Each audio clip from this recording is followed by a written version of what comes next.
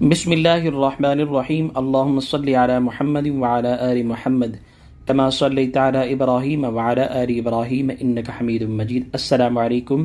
قرآن channel کی جانب سے یہ حدیث پیش کی جا رہی ہے۔ یہ حدیث بخاری اور مسلم دونوں میں موجود ہے۔ اس حدیث کو حضرت طلحہ بن عبید اللہ نے روایت فرمایا ہے، اور ایک شخص جو علاقہ نجد کا رہنے والا تھا اور اس کے سر کے بال بکھرے ہوئے تھے، کچھ کہتا ہوا رسول اللہ صلی اللہ علیہ وسلم کی طرف کو آیا۔ ہم اس کی بھناہٹ یعنی گونج تو سنتے تھے، مگر آواز صاف نہ ہونے کی وجہ سے شاید فاصلے کی زیادتی بھی اس کی وجہ ہو۔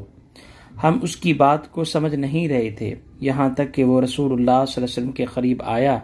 اب وہ سوال کرتا ہے اسلام کے بارے میں، یعنی اس نے حضور صلی اللہ علیہ وسلم سے یہ عرض کیا کہ مجھے اسلام کے وہ خاص احکام بتلائیے جن پر عمل کرنا بحیثیت مسلمان کے میرے لیے اور ہر مسلمان کے لیے ضروری ہے۔ آپ صلی اللہ علیہ وسلم نے فرمایا، 5 تو نمازیں ہیں، 5 تو نمازی ہے۔ دن رات میں جو فرض کی گئی ہے، اسلام میں یہ سب سے اہم اور اول فریضہ ہے۔ اس نے عرض کیا کہ ان کے علاوہ اور کوئی نماز بھی میرے لیے لازم ہوگی؟ آپ صلی اللہ علیہ وسلم نے فرمایا، نہیں، فرض تو بس یہی 5 نمازیں ہیں، مگر تمہیں حق ہے اپنی طرف سے اور اپنے دل کی خوشی سے ان 5 فرضوں کے علاوہ اور بھی زائد نمازیں پڑھو اور مزید ثواب حاصل ہوگا۔ پھر آپ صلی اللہ علیہ وسلم نے فرمایا، اور سال میں پورے مہینے میں رمضان کے روزے فرض کیے گئے ہیں، اور یہ اسلام کا دوسرا عمومی فریضہ ہے۔ اس نے عرض کیا، کیا رمضان کے علاوہ کوئی اور روزہ بھی میرے لیے لازم ہوگا؟ آپ صلی اللہ علیہ وسلم نے فرمایا، نہیں، فرض تو بس رمضان ہی کے روزے ہیں، مگر تمہیں حق ہے کہ اپنے دل کی خوشی سے تم اور نفلی روزے رکھو اور اللہ تعالیٰ کا مزید قرب اور ثواب حاصل کرو۔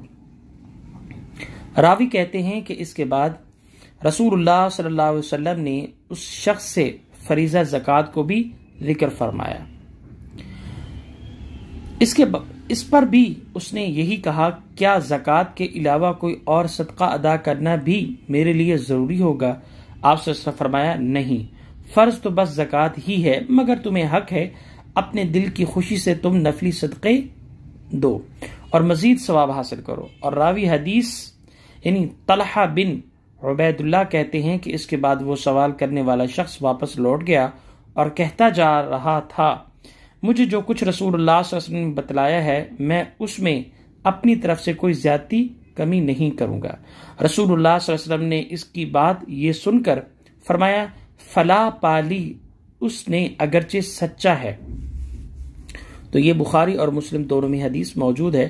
تو محترم ناظرین، یہ عمل کی نیت سے ہم حدیث سنیں، یعنی ہم پر 5 ارکان اسلام ہیں: شہادت اللہ الہ، اللہ سبحانہ تعالیٰ کی گواہی دینا، نماز، روزہ، زکوٰۃ، حج صاحب استطاعت پہ فرض ہوتی ہے۔ اگر یہ اعمال ہم اللہ کی رضا کی خاطر صحیح کر لیں تو اس کے علاوہ دیگر اگر ہم کریں گے تو اس کا ثواب ہوگا، لیکن یہ لازمی ہے۔